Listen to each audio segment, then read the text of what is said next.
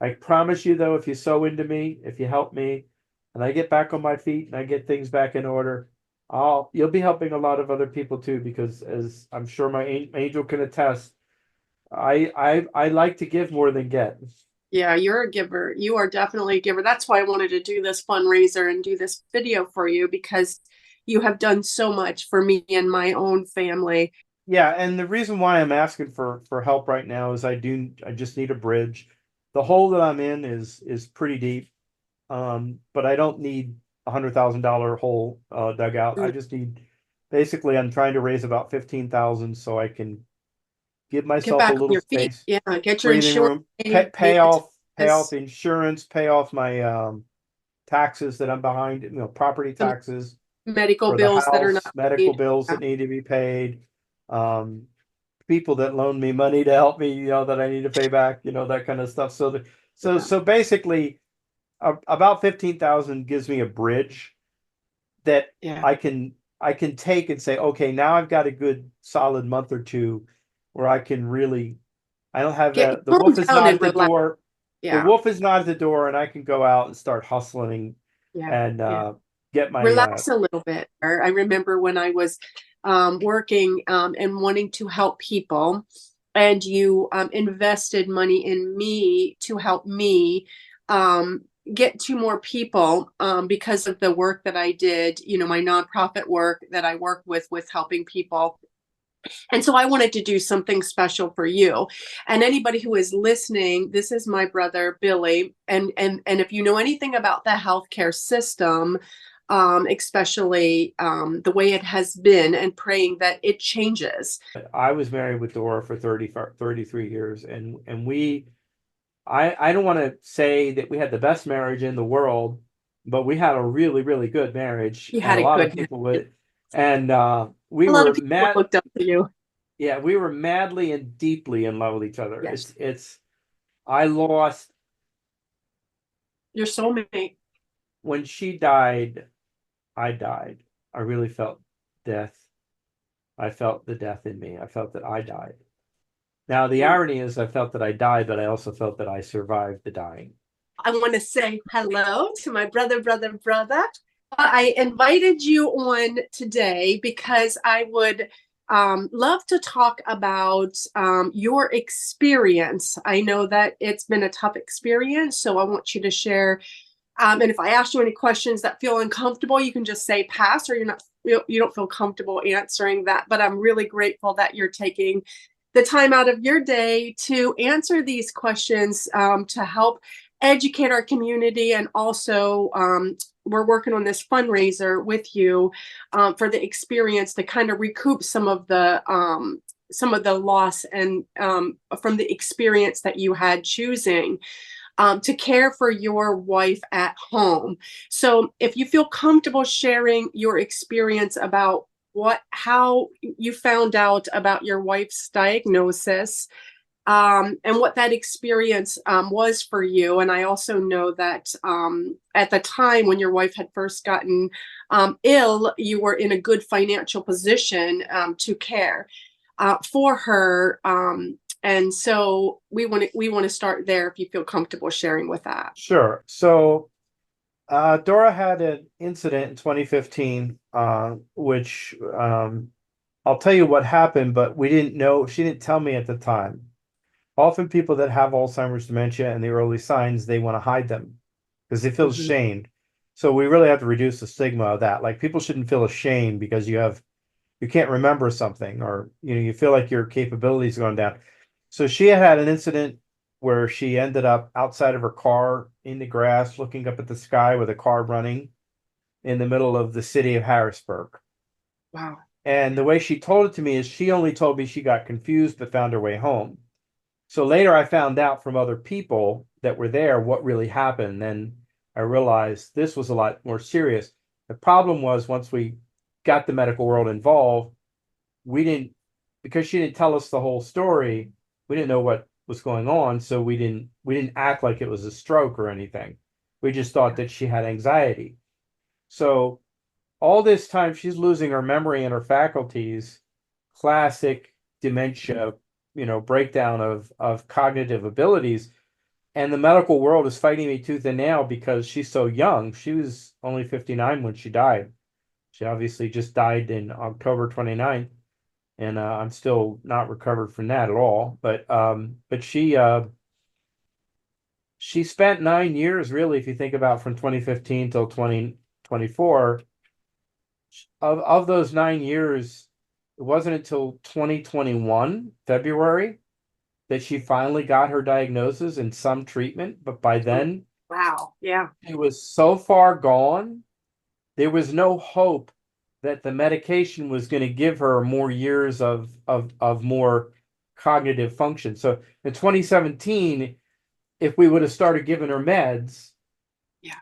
she would have she might it might not have stopped her from passing away, but it would have given her more time. There wouldn't have been from around 2019 until the end a good 5 years of really miserable stuff, Yeah. like really hard stuff that probably wouldn't have had to happen. Um, but they wouldn't listen to me. So yeah, I did have enough money, but I had too much money, but not enough. What I mean Yeah. is Yeah. I had too much money to get any help, whether it was the VA, the government. Our insurance wouldn't cover half of anything. Yeah. So we were paying $2,000 a month insurance, but then it was kind of it was becoming I was spending as much on her care as the insurance that wouldn't cover it, or if it was a deductible, and Hmm. and going down dead end roads. Yeah. One case is, there was a neurologist who literally told a lawyer who we were considering applying for disability for Dora, because she worked and paid into it and she couldn't work anymore. She lost her job because of this, which was our income. So it was half our income gone. And Yeah. I'm trying to scramble to fix the problem. Yeah. Insurance won't cover it. So we're spending 2,000 a month. I'm spending all this money on her and I just couldn't do it. So we ended up dropping the insurance, which meant Yeah. that there was no insurance for anybody. Now Yeah. I still have the VA that helps me. So my insurance is okay. But Yeah. I You ended paid up all having, this out of your pocket then I had to from spend 2017. Is that what you're telling if me? from 2017 until 2024, I spent over $500,000 out of my money that was a drag on my business. And what happened at the same time that was happening, I was unable to expand my business. And then at near the end, the last 6 months before she passed, things really started to tighten up. And I couldn't do anything about it because now I'm in full-time care. I can't go to meetings or conferences. I can't sit down and write advertising for my business or go. And when I say I'm self-employed, basically, I don't have Yeah. a corporation or anything. I'm just a guy Right. that That works at home. insurance costs more when you're Right. self-employed as well. And Yeah. and yeah, and you're so basically, so then during the process of this, taxes don't get paid, mortgage, well, there's no mortgage taxes, basically, taxes, debts, uh, loans, Well, let me ask you a things. question. When you had her in the facility, did you pay for all of that out of pocket? Yes, I Oh, paid, at, there was a, for the average cost for Dora out of pocket between the care at the facility and then when she was at home and I paid Sarah. But between everything, now Sarah didn't make this much money. She didn't, but the cost could average about 8,000 a month, which I would have to scramble to make and hustle. And that was what was driving me. Like, I'm happy with like $4,000 or $5,000 a month. I don't need a lot of money, but yeah. I had to I had to raise enough money for her and me and not ask for money, but actually go out and just hustle and hustle and hustle. But what happened is the amount of money coming in versus the money going out, it started to go like, here's coming in, here's going out, and Right. It's a it common starts theme with it somebody started that, reversing because you lose the capability to generate new contracts to go out and get somebody to buy something from you, your business, or like, yeah, and you lose the capacity to even take on too much. yeah, yeah, yeah. I did a work analysis just to see how inefficient things had become. I was at 30% capacity around 30% capacity in terms of my energy and my time that I could spend on making a living. Yeah. Yeah. And Yeah. It's very, it was not easy. And I want to give credit to like UPMC. They actually forgave over $100,000 of debt. So when I say that I spent like 500,000, between that, other people forgiving me was probably another 200,000 that was forgiven over time by other entities, which I'm extremely grateful for. UPMC, anything ever for Dora that she would go in and I'd get a bill and then they'd send me another bill saying that, like, somebody marked her like she doesn't pay anything. That was great, but UPMC is not my provider. They're I can go to them, but it's far, and it was, they're in Pittsburgh. They're 3 or 4 hours away. So she ended up in memory care because she was getting up at night and I couldn't work right. because I Yeah. couldn't sleep. You got to sleep.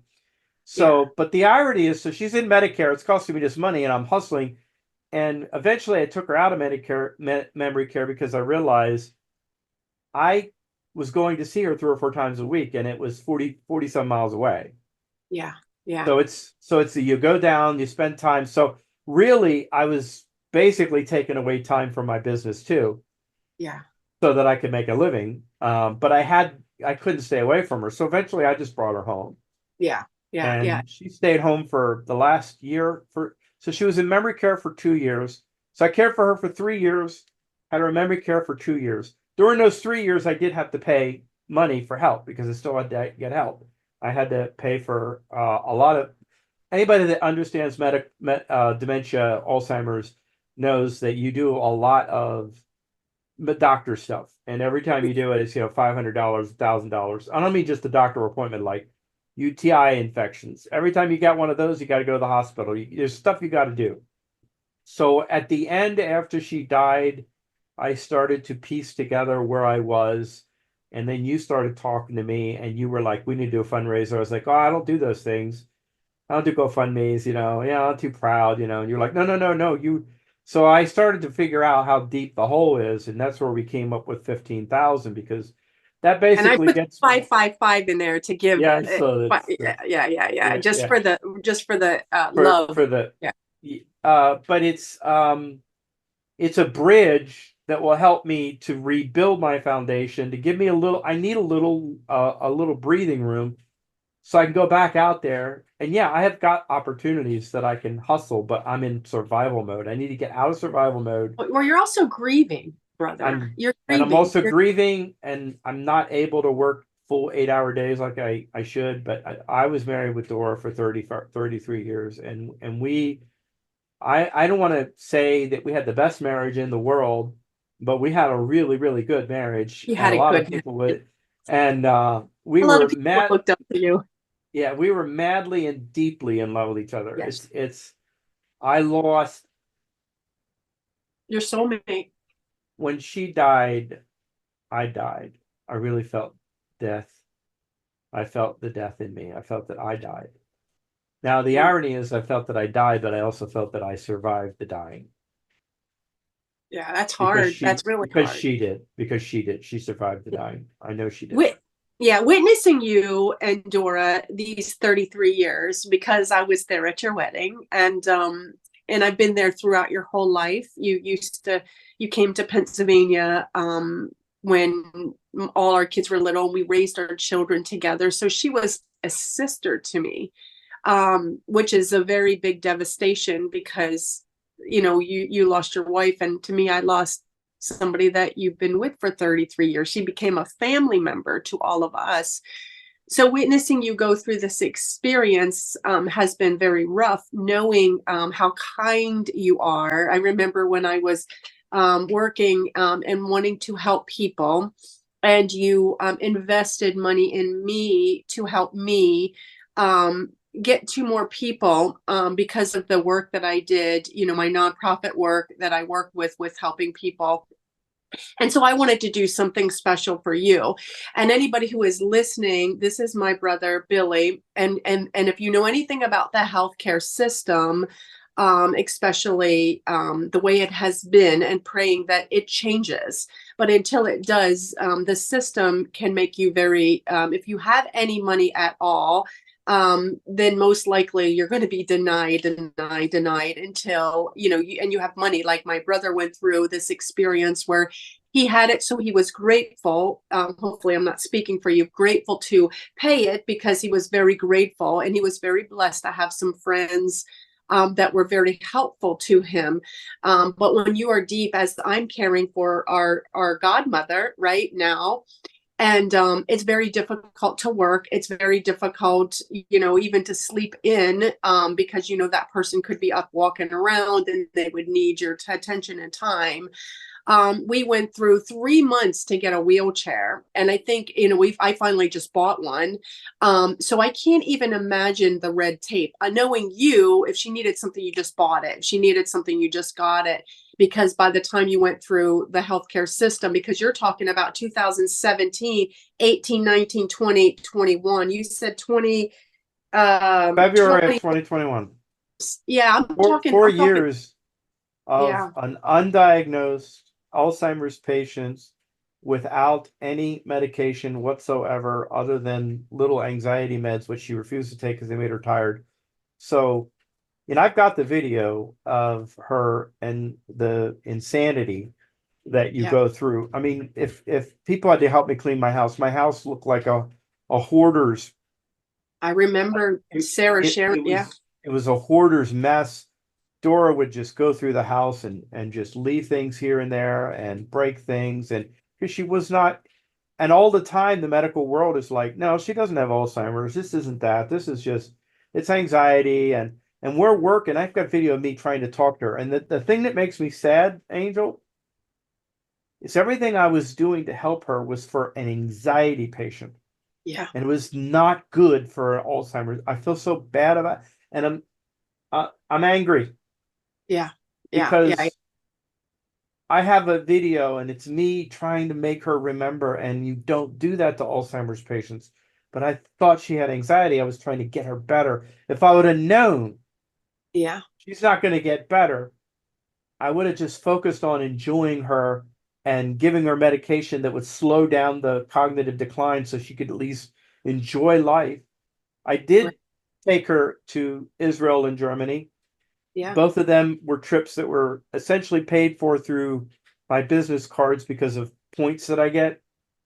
So Yeah. I didn't have a lot of money, but I had a lot of points. So I could take her to fulfill her bucket list. And Oh, she got to yeah. go to Israel. She got to go to Germany. But if, first off, if she had been under control, the medicine that would have got her under control cost about $130 a month. Yeah. Because I didn't get that medicine in time, my costs are $8,000 a month now. Yeah. Yeah. Because Yeah. now Yeah. I've got an Alzheimer's patient that has advanced, and I'm trying to keep her alive and well.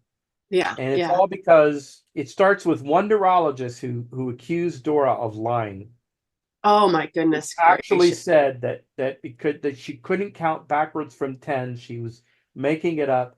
We tried to get disability. He actually wrote a letter to disability, put it in her medical record. So we're essentially, I don't want to say we were blacklisted, but I can say that nobody took us seriously. So maybe we were. I don't know. Yeah.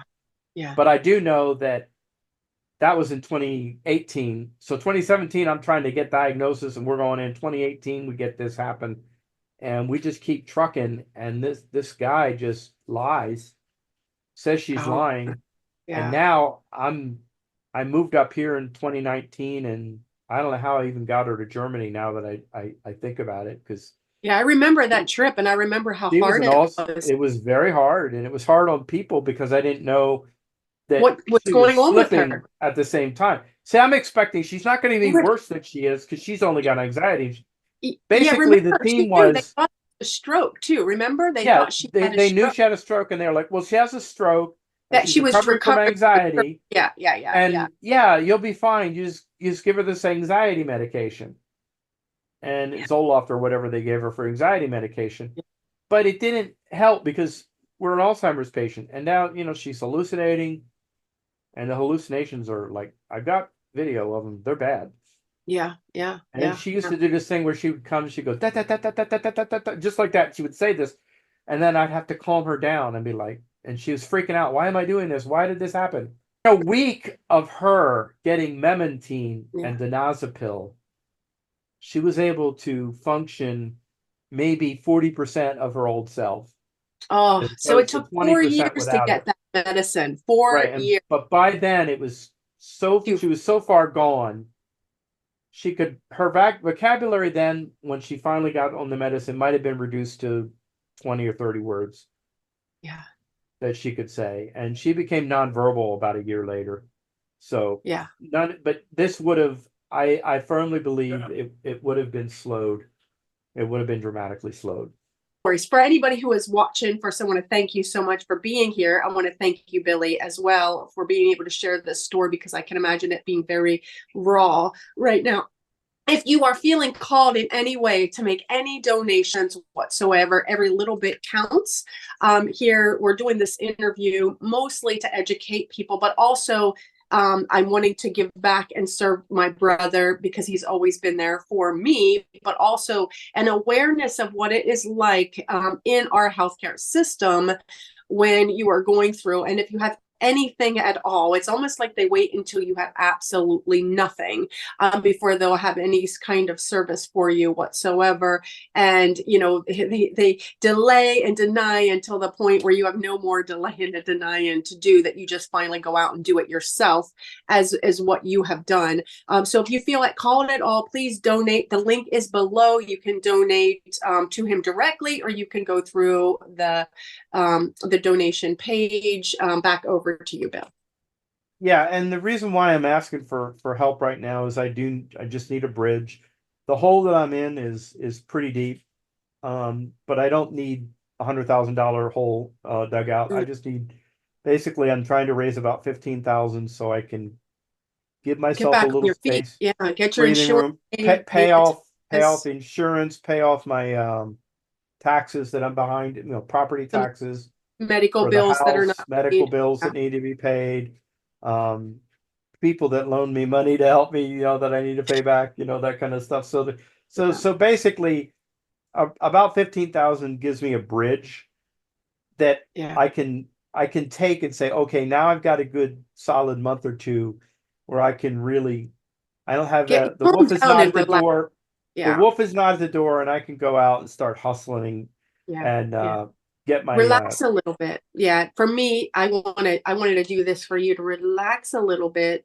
You are grieving your wife. This has been a very tough point. I think as a business owner, our whole goals are always to serve others and provide for others and take care of others. right. But I love to do something to take care of you and be there for you. And it's nice. And I know that's uncomfortable sometimes when you're a giver and you're always providing and helping other people. Because I know as a business owner, you also have people that you have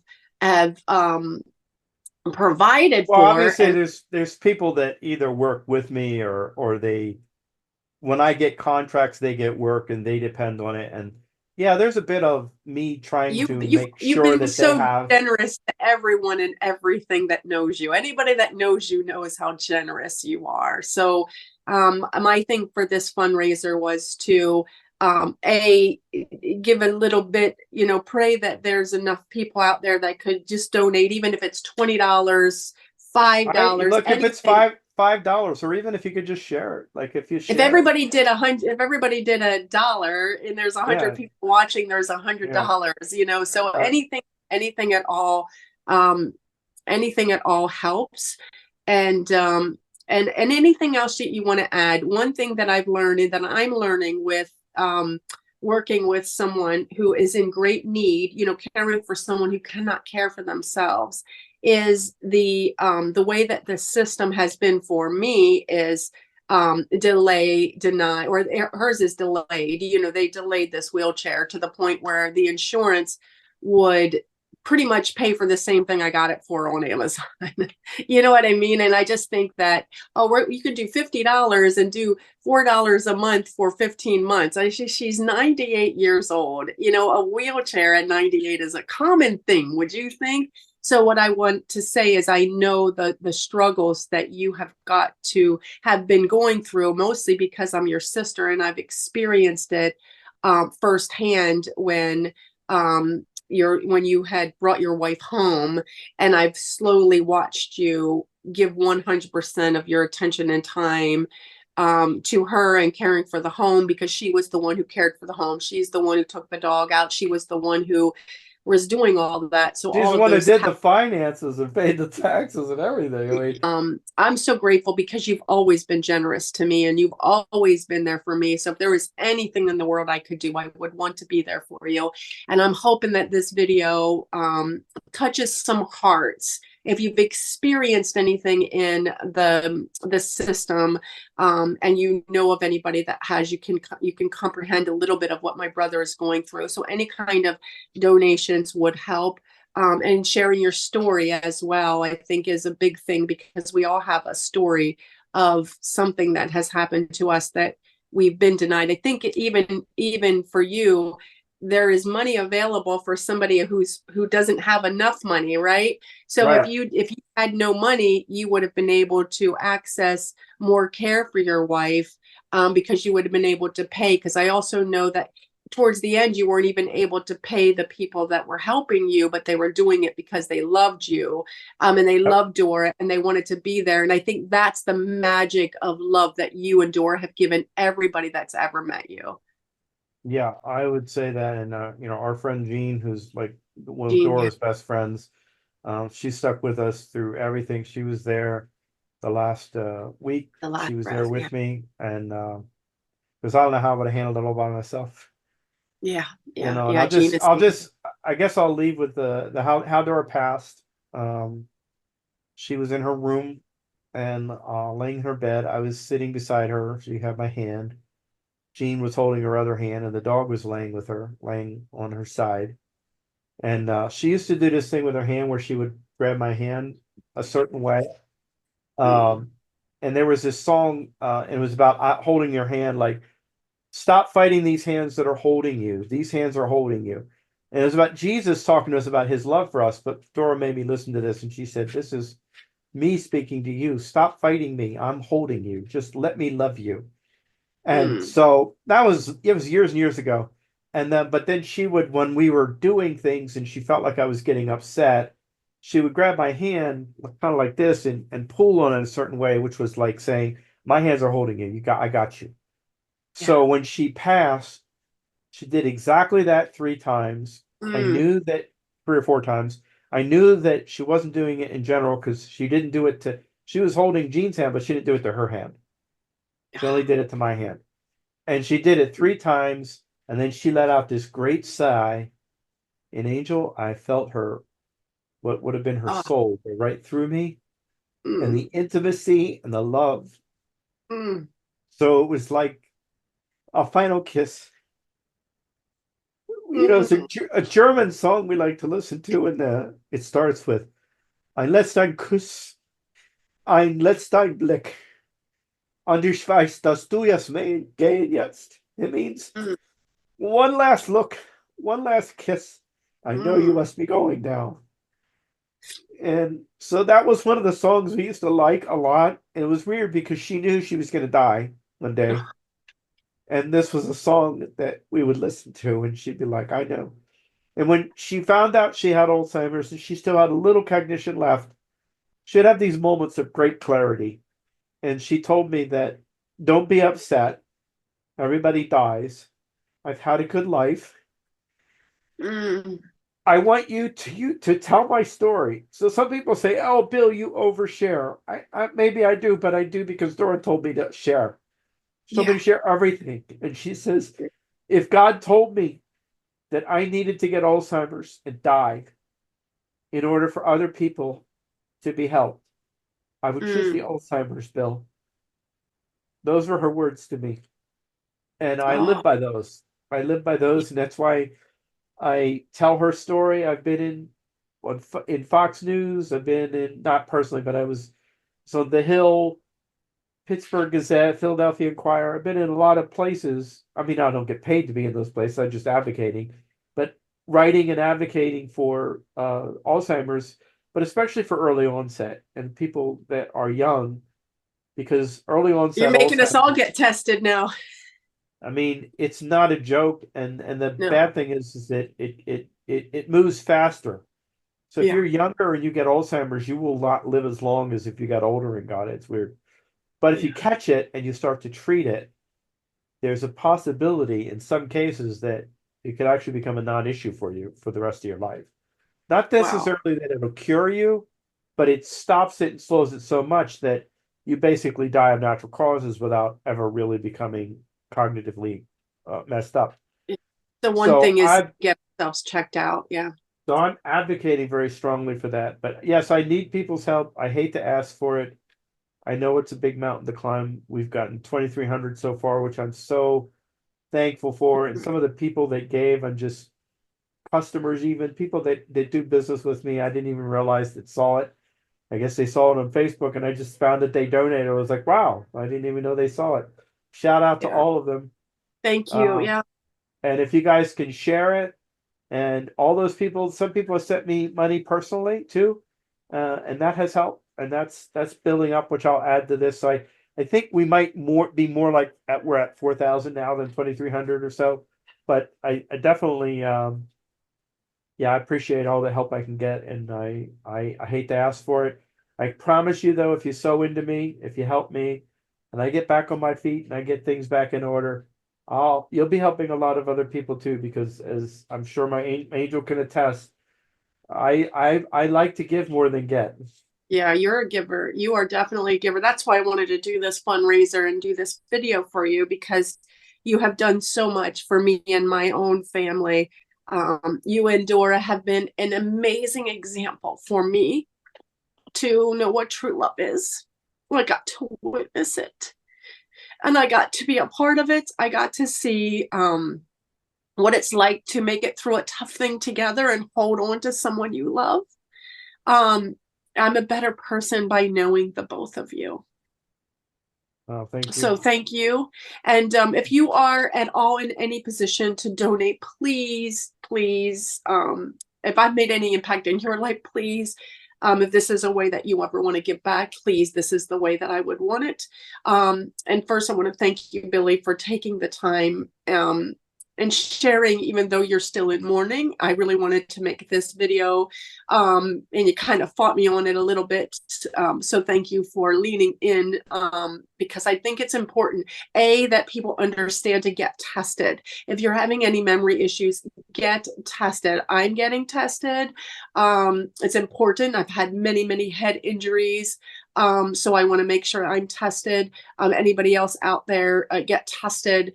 And please, if you have in your heart over the holiday season, please donate. Fundraiser will be linked below.